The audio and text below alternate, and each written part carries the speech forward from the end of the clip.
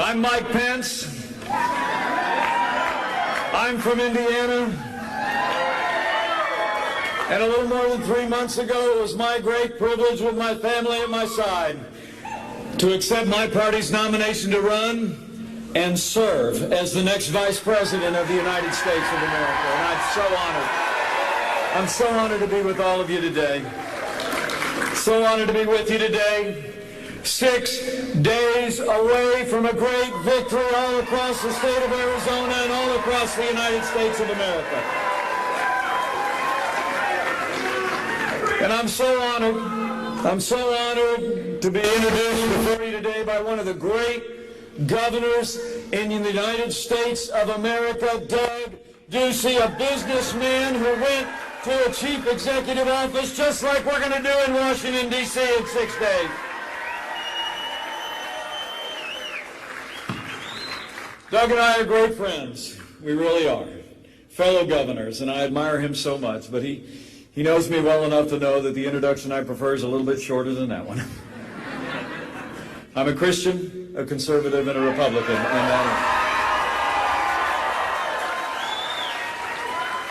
And I have to tell you, I joined this campaign in a heartbeat because you have nominated a man for president who never quits, who never backs down.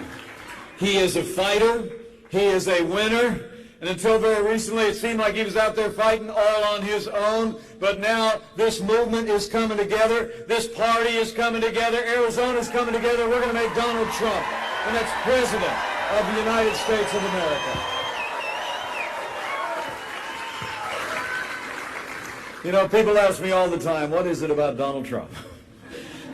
I tell them, Donald Trump just gets it. You with me on that? I mean, I think Donald Trump literally embodies the spirit of America. Strong, freedom-loving, independent, optimistic, and willing to fight every single day for what he believes in and for what will make America great again. All right? I mean, the truth of the matter is you saw that fight in those debates, didn't you? When a week and a half ago he beat Hillary Clinton in that last debate, hands down. We got our turn at debating. We had a little vice presidential debate over in Farmville, Virginia, not too long ago. I want to apologize for being a few minutes late because I stopped for brunch and Senator Tim Kaine called and interrupted me 10 times. So,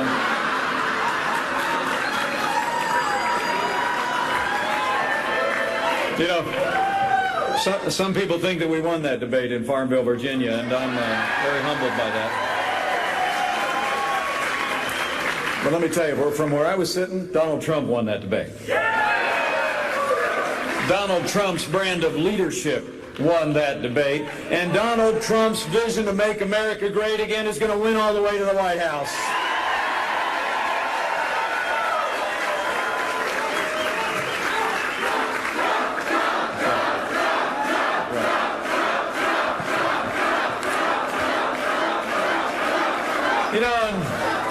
You know, it's not like it's exactly been a fair fight out there. You know what I'm saying? I mean, ever since I joined this ticket, I mean, I get up every morning, I got to turn on the television with a stick. You with me on that? I never know what's going to be on there. You know, I mean, it's like the media's out there. You know, it's like 2-on-1 every day with the media doing half of Hillary Clinton's work for her. But the amazing thing is Donald Trump is still winning hearts and minds every day, and he's going to win all the way to the White House.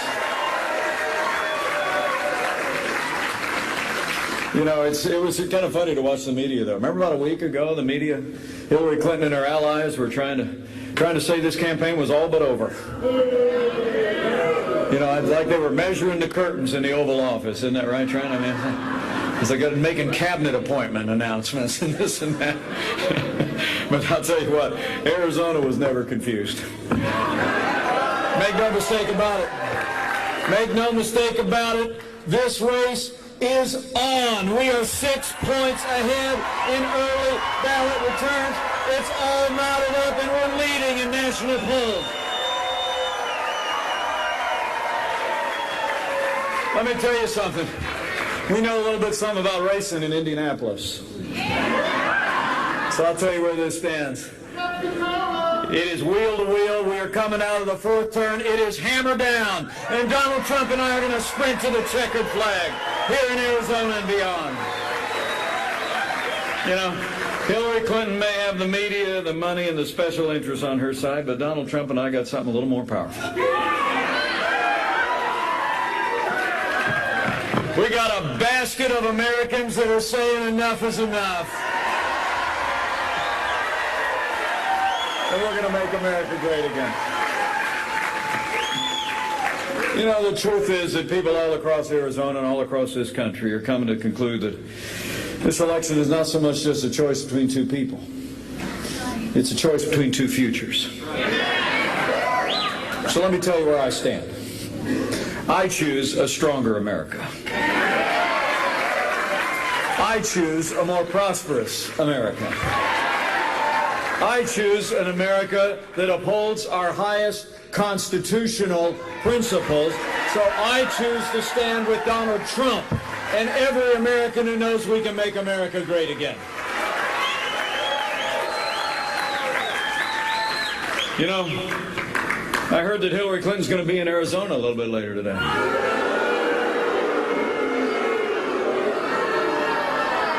Going to be in Tempe.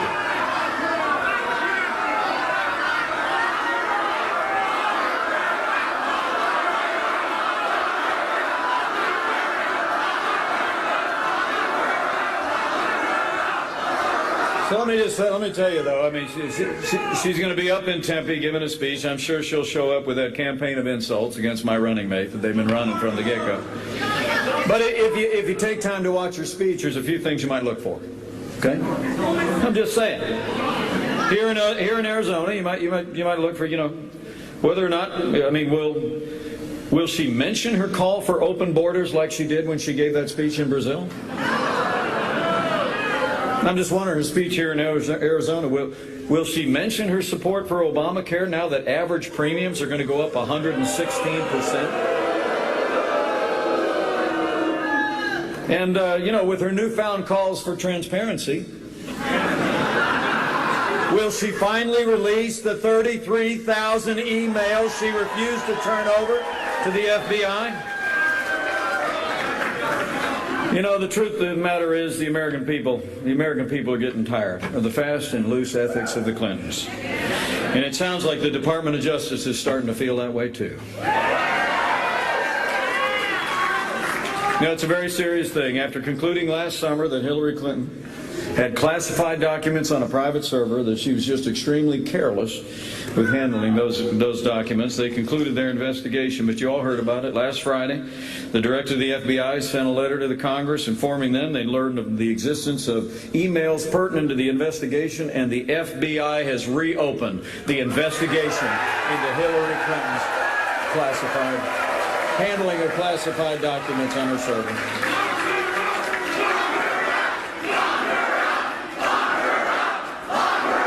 It's a serious matter. It's a serious matter. And look, we commend the FBI for reopening the case, following the facts, because here in America, no one is above the law.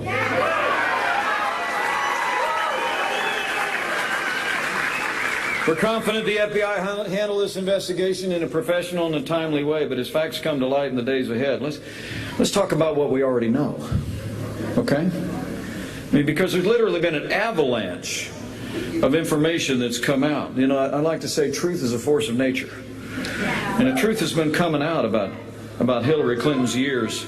And here's the thing, that while she was Secretary of State in charge of all the foreign policy of the United States of America, her family operated a private family foundation that accepted money from foreign governments and foreign donors. And then she had in between those two things what was found out by the media to be a private server, presumably to keep communications about what was going on out of the public reach. I mean, it really is extraordinary. But let's talk about what we already know.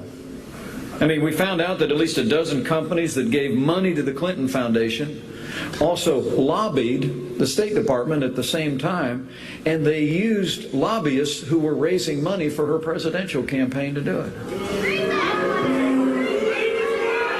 I mean, we found out that from the FBI that officials at her State Department actually offered the FBI a quid pro quo if she'd let them change the classified status on emails that made their way onto her private server. We found out that even though she said it never happened, that aides of Hillary Clinton at the State Department actually said that friends of the Clintons should be flagged for business in rebuilding Haiti after that terrible earthquake back in 2010, and everybody else would be just sent to the website, right? And lastly, we learned in the newspapers about what the media even called a circle of enrichment around the Clintons, where literally the major corporations would contribute large donations to the Clinton Foundation, and those same corporations would be approached for personal income contracts for former President Clinton, $66 million over a 9-year period of time. You know, let me just say something. If only for their decades of self-dealing, conflicts of interest, the politics of personal enrichment, and outright corruption, Arizona, we must ensure that Hillary Clinton is never elected President of the United States of America.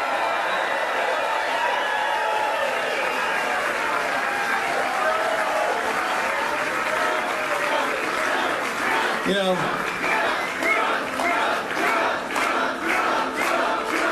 the American people are sick and tired of pay-to-play politics benefiting the favored few, and that's exactly the kind of politics that's going to come to a crashing halt the day that Donald Trump becomes President of the United States. Because I got to tell you, Donald Trump's got a plan. We're going to work with a newly re-elected Congress, and in the first 100 days, we're going to reform the ethics laws in Washington, D.C. We're going to change the direction. We're going to have government as good as our people. We're going to drain the swamp.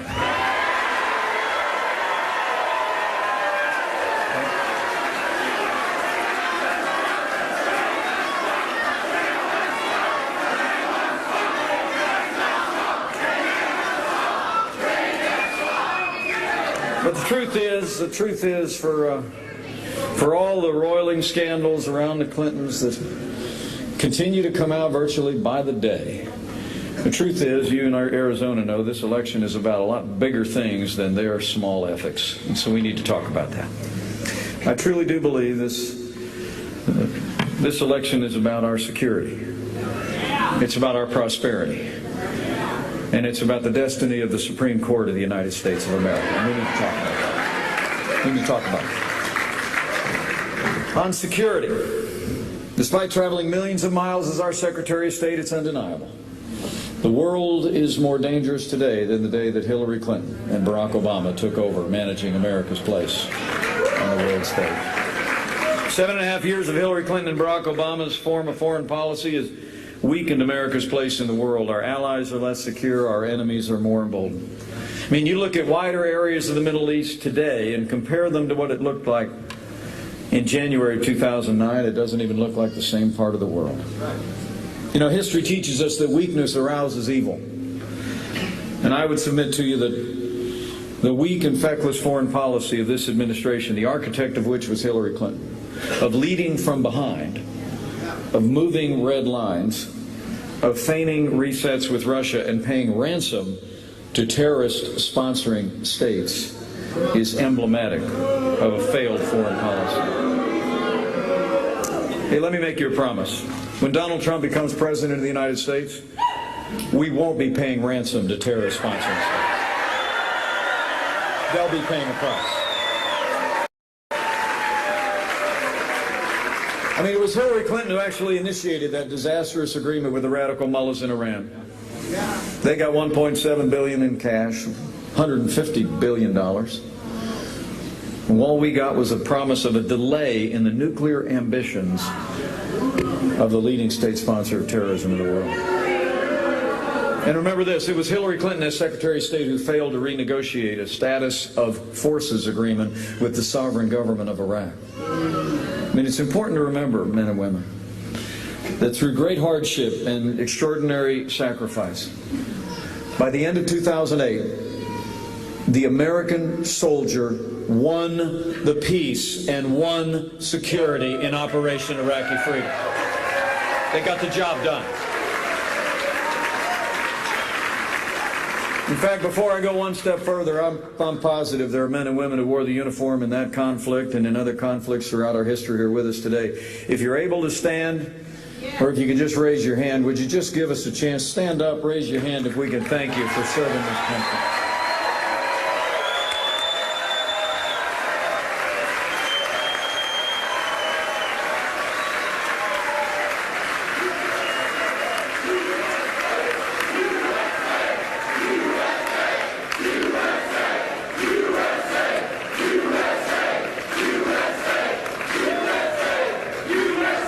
Thank you for your service from the bottom of our hearts. But it was Hillary Clinton and Barack Obama who made the decision to pull all American forces out of Iraq by the end of 2012 and literally created a vacuum in which the monstrous terrorist organization ISIS was able to be conjured up out of the desert to overrun vast areas that the American soldier had already won in Iraq. I mean, today as we stand here, there's more than 5,000 special forces back in harm's way in Iraq. They're in our hearts. They're in our prayers. We think of them today. But they're there because of the failed policy and failed judgment of this president and his Secretary of State. And lastly, it was Hillary Clinton. It was Hillary Clinton who left Americans in harm's way in Benghazi.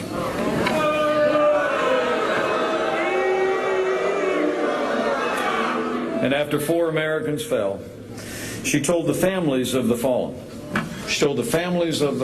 as their caskets were quietly carried off the aircraft at Dover Air Force Base, that it was because of a filmmaker here in the States, even though she had emailed her daughter on the night of the attack that it was a terrorist-style Al-Qaeda attack.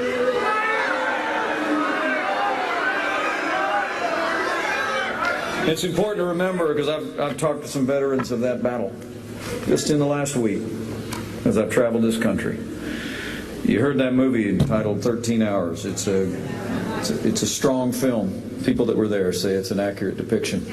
But you might have the wrong impression from the title of the film, like we sent help in 13 hours. Truth of the matter is, Hillary Clinton's State Department never sent help. Never did. Soldiers were never wheels up to go render aid to those that were in harm's way. And after it was found out, the conflicts between what had really happened and what Hillary Clinton and the administration had said happened for days after the attack, she sat before the Senate when confronted about it, and she spoke words I'll never forget. She said, quote, of those 4 fallen Americans, quote, what difference at this point does it make?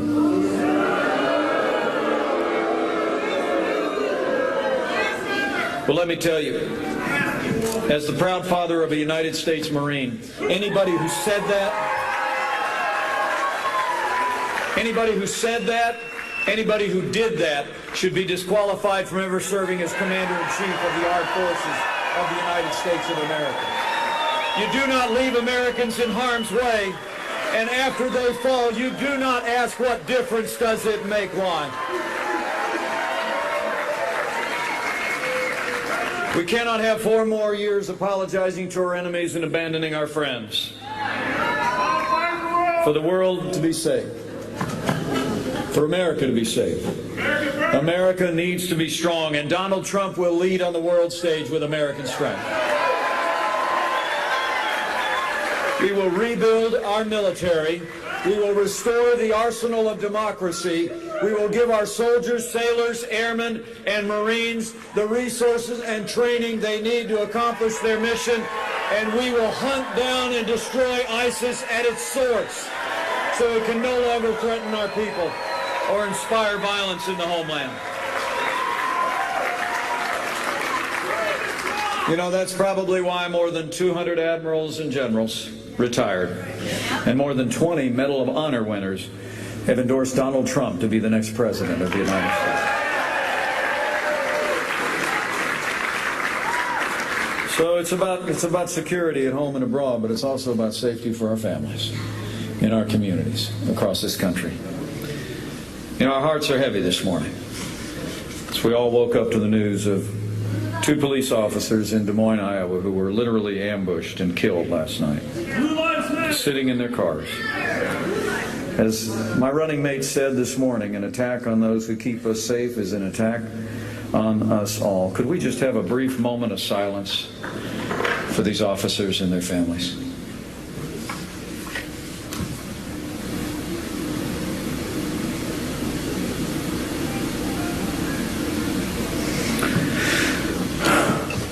You know, it's been a very challenging time for those who serve in law enforcement in this country. My uncle was a cop in Chicago for a whole career. I grew up, every time we'd go up visiting my grandparents and see him, my 3 brothers and I would wait in the living room before he'd come out in uniform. Police officers have always been my heroes. And they still are. But it seems like lately, every time tragedy happens in the wake of a police officer performing their duties, there's too many in politics, too many in the media that are prepared to use a broad brush to demean all the men and women that wear the uniform on the thin blue line. You hear people talking about law enforcement as a source of division in our communities. Hillary Clinton talks about institutional bias in the wake of a tragic event. Well, Donald Trump and I know that the men and women who serve in law enforcement are not a force for division in our communities. They are a force for good. They are the best of us, and they deserve the support of the rest of us. There's a lot of police officers with us today. Would you all just mind showing them how much you appreciate what they and their families do each and every day?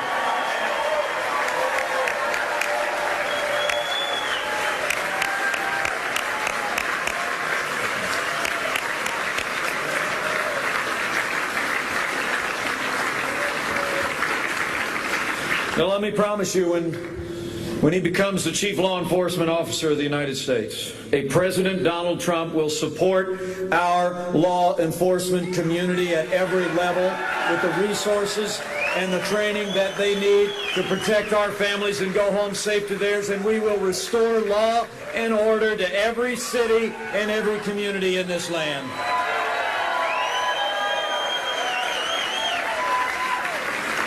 You know, that's probably why more than 330,000 members of the Fraternal Order of Police have endorsed Donald Trump to be the next president of the United States. So it's about security at home and abroad. It's about safety in our streets. But this election is also about our prosperity. I mean, despite all the happy talk on the other side of the aisle, right? People here in Arizona know what people in Indiana know. It's a very challenging time in the life of millions of American families. Here's some numbers. When I read these numbers, please think about faces and families. Don't think about statistics. Here's the economy we have today, the weakest economic recovery since the Great Depression. Nearly 1 in 4 Americans in their prime working years doesn't have a job. 1 in 4. 1 in 5 American households has nobody under the same roof with a job. 1 in 5. 45 million Americans on food stamps. 47 million Americans living below the poverty line. Hillary Clinton's plan? More of the same. Not the same, more of the same. More taxes, more regulation, more of the same failed policies that have increased the cost of American energy, and more Obamacare. Let me tell you, they tell us this economy is the best that we can do. But I think here in Arizona, you know better. With great leadership like Doug Ducey, the progress you've made, which in spite of what's coming out of Washington, D.C., you know it's not the best that we can do. It's just the best they can do. And when Donald Trump becomes president of the United States of America, we're going to put common sense, conservative principles into practice, and we're going to get this economy moving again and put America back to work.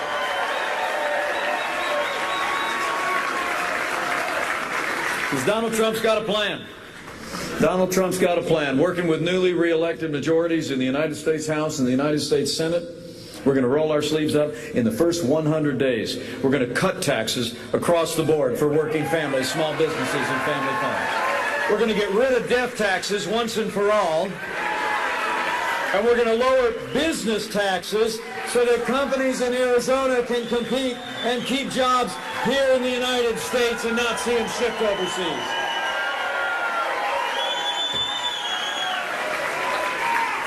Because Donald Trump and I know that avalanche of acronyms coming out of Washington, D.C. is killing American jobs.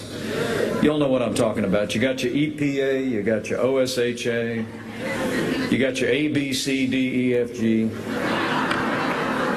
So day one of a Trump-Pence administration, Donald Trump's going to sign a moratorium on new federal regulation, and we're going to repeal every single Obama executive order that's stifling jobs and growth in the American economy.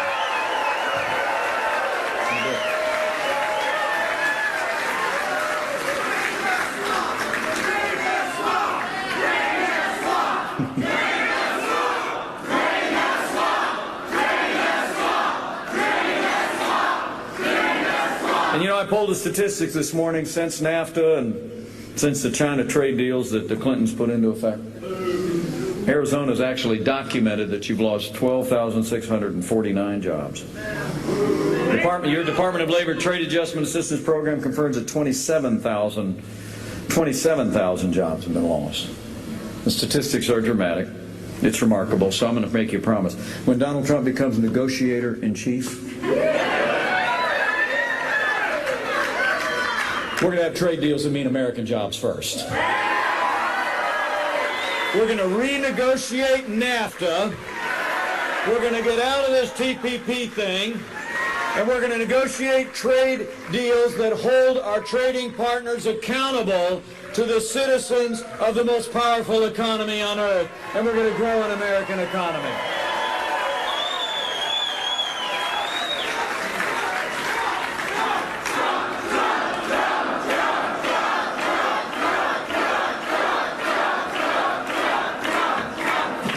And lastly, there's a whole bunch more in that. Go to the contract with the American voter. Look it all up. There's a lot more, but there's one thing I want to promise you.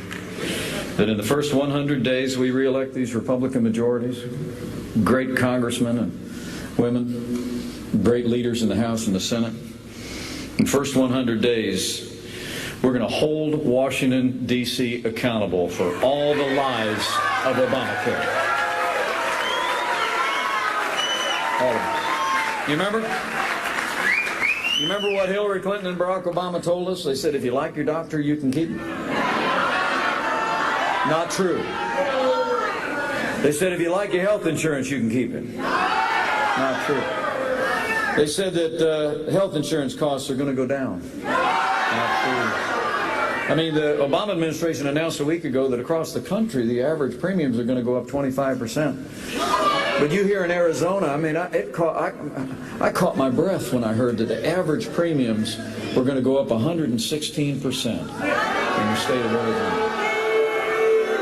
You know, it's like just the other day our opponent's husband said, you know, costs are going up, coverage is going down, it's the craziest thing in the world. I guess even with the Clintons, sometimes truth happens.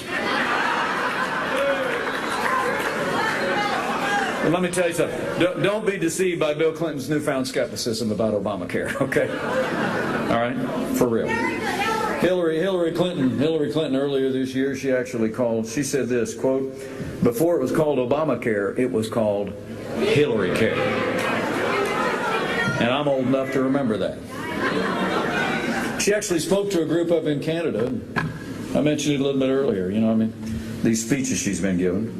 She spoke to a group up in Canada, and she actually said that she wanted to have a health care system in America like the Canadian health care system. Well, folks, Canada's pretty far from Arizona, but I mean, they got socialized medicine in Canada. But my favorite quote in all of this was very, very illuminating. My favorite quote came from President Obama himself. And about a week ago, he was down in Florida celebrating the 3rd anniversary of the launch of Obamacare. Did you hear about this? Yeah. He said, he actually compared Obamacare He compared Obamacare to the Samsung Galaxy 7 smartphones that spontaneously burst into flames.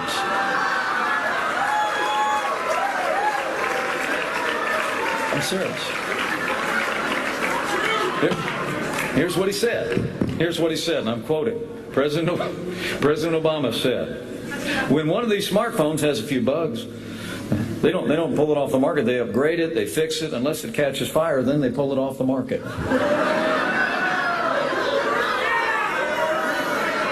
Well, what a coincidence, Mr. President, because that's exactly what we're going to do with Obamacare. We're going to pull it off the market so it stops burning up our wallets.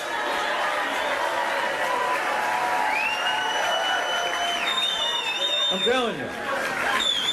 When Donald Trump becomes president of the United States, we're not going to do what Hillary Clinton wants to do, is import health care from Canada, right? Socialized medicine. Here's an idea. We're going to repeal Obamacare lock, stock, and barrel. And we're going to replace it with health care reform that gives consumers more choices to purchase health insurance across state lines, the way you buy life insurance, the way you buy car insurance. We're going to respect the doctor-patient relationship. We're going to harness the power of the free market to make health care affordable. That's the American way to meet the health care needs of our economy.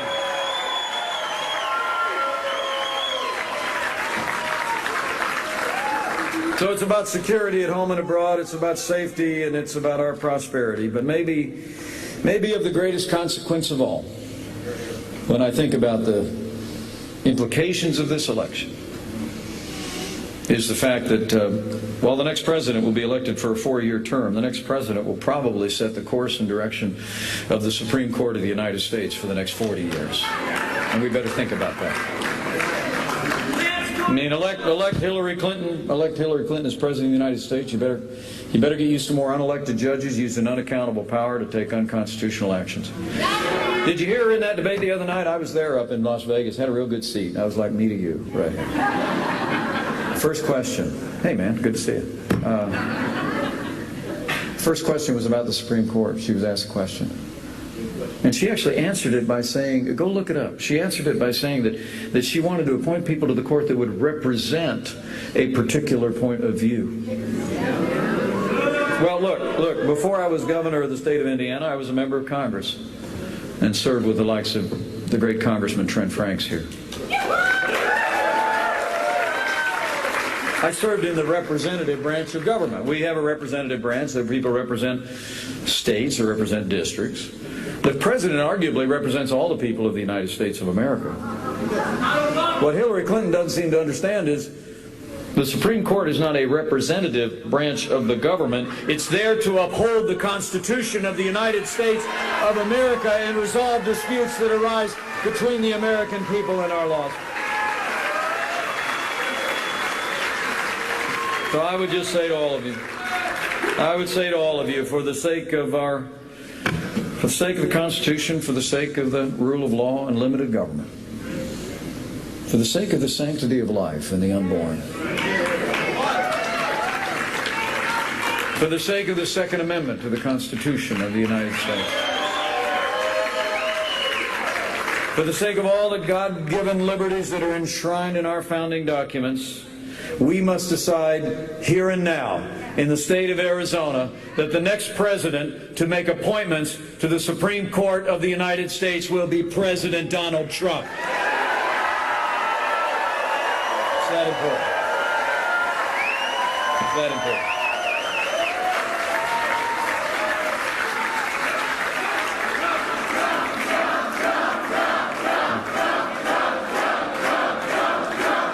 So it's about security, it's about prosperity, and it's about the highest court in the land. But, you know, I think we just need to all recognize we got 6 days to go, and we've come to another time for choosing in America. And it's a dramatic choice. I can't imagine in my lifetime that I have ever or will ever be a part of a more important election in the life of this nation. And so, men and women, I got some assignments for you. I got work for you to do. We got 6 days. Okay? So 3 things. Number 1, vote.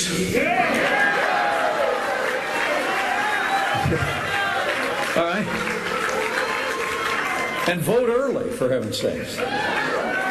Early voting is underway, and I want you to bring a friend, bring a family member. Friends, don't let friends vote alone. Are you with me on that? Get it done. And I checked when I got off the plane. I got off the plane last night. Mesa City Clerk's Office, 20 East Main Street, Mesa, Arizona. Open 8 a.m. to 5 p.m. It's only 5 miles from right here. So when we're done, go vote and bring a friend. Go get it done. Okay. And after you get done voting, we got some other work that needs to be done. That is, go tell somebody. Okay? I mean, I said at the beginning of this speech that it's been 2-on-1 out there with the national media doing half of Hillary Clinton's work for her every day. But the amazing thing is Donald Trump is still winning hearts and minds every day. There's tremendous momentum because the American people have decided to make America great again, and they're talking to their neighbors and friends, so you got to go tell somebody.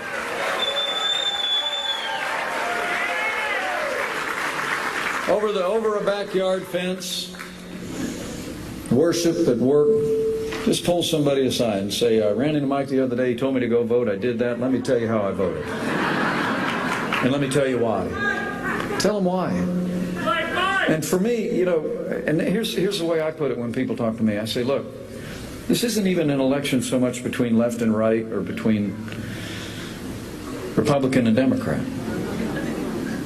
I think it's as Ronald Reagan said in 1964, this is a choice between up and down. And here's the way I see it.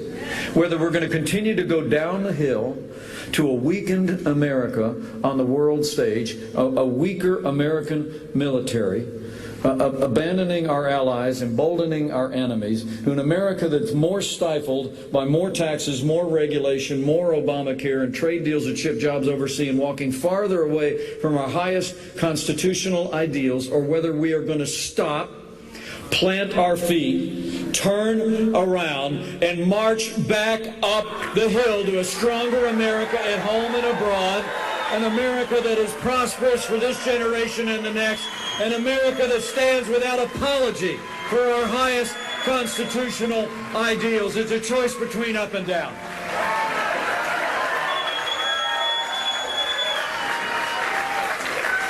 And that's what you got to tell people. And lastly, so if you're taking notes, vote. Go tell somebody. And on that tell somebody thing, I have to tell you, it's so inspiring to campaign with Donald Trump. And can I just say to you, I know I'm not the main event, so thank you for coming out today. Thank you very much.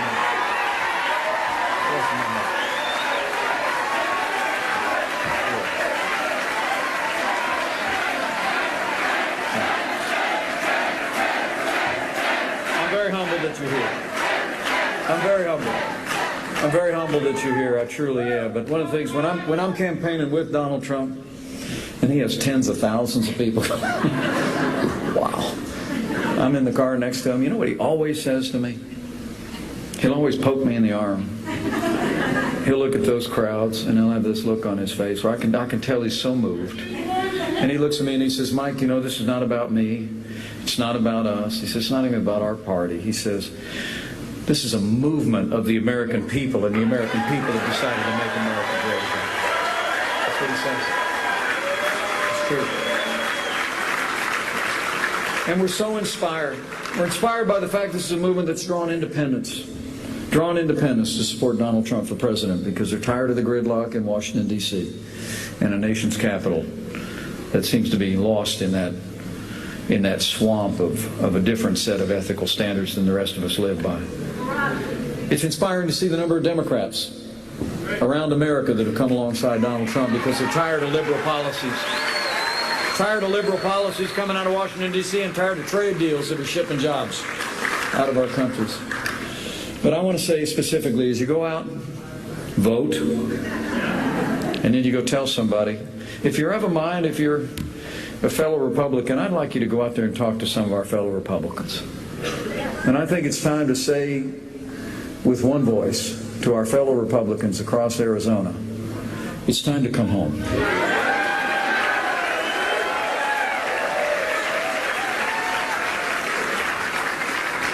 It's time to come home and elect Donald Trump as the next president of the United States. It's time to come home and re-elect Senator John McCain to a Republican majority in the United States Senate. It's time to come home and re-elect Congressman Trent Franks and strong conservatives to the House of Representatives. And it's time to come home to make sure that Hillary Clinton is never elected president of the United States of America. It's time to come home.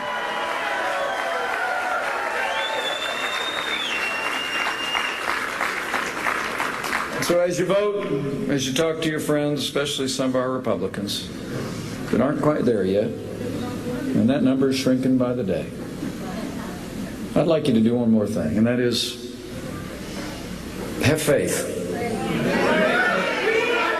Okay? Have faith in the American people.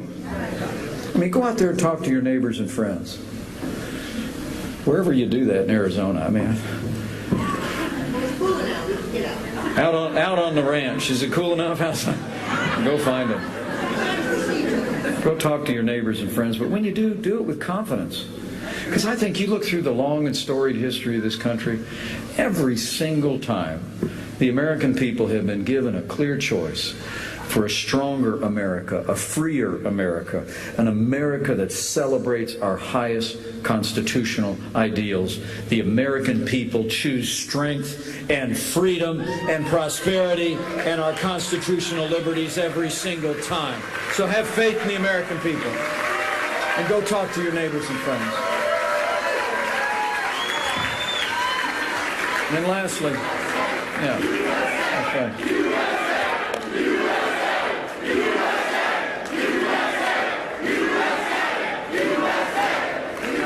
And lastly, have the other kind of faith if you're of a mind. If you do what Mrs. Pence and I do on a regular basis, to bow the head and bend the knee, it'd be a good time to do it in the next 6 days.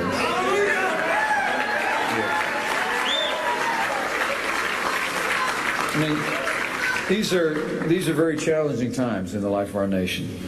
I mean, we have new and widening threats abroad, unknowable threats in the homeland, frustrations in an economy that's got a majority of Americans thinking that our kids aren't going to have the opportunities to prosper at the level that we have.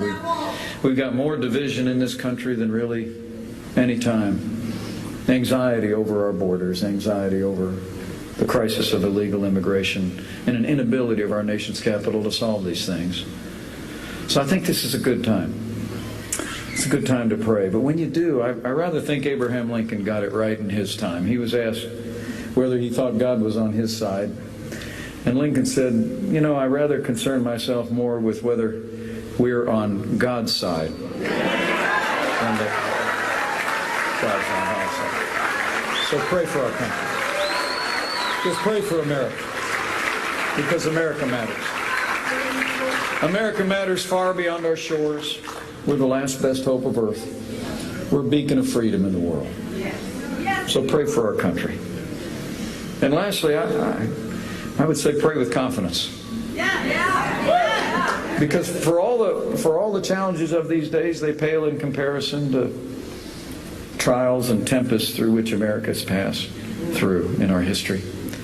And from the first day that they stepped off the Mayflower onto Plymouth Rock, in challenging times of hardship, Americans have always claimed that truth that we could claim again today. That if His people, who are called by His name, will humble themselves and pray, He'll do like He's always done throughout our history. He will hear from heaven and He will heal this land. One nation, under God, indivisible, with liberty and justice.